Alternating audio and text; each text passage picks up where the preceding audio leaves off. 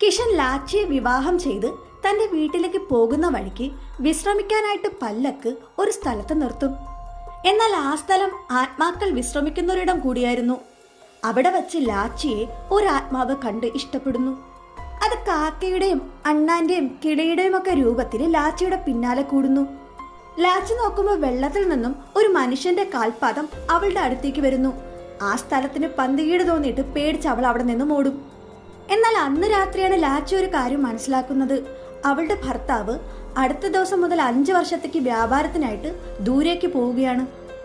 അത് കേട്ട് ലാച്ചി വിഷമിച്ച് കരയാൻ തുടങ്ങുമ്പോൾ കിഷനാണെങ്കിൽ അവളെ സമാധാനിപ്പിച്ചിട്ട് അവളോട് പോയി കിടന്നുറങ്ങാൻ പറയും.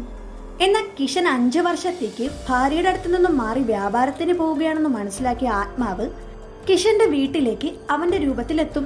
എന്നിട്ട് ഓരോ കാരണങ്ങൾ പറഞ്ഞ് ലാച്ചിയുടെ അടുത്തേക്ക് പോകും. കിഷൻ തിരിച്ചെത്തിയതിൽ ലാച്ചിയും സന്തോഷിക്കും.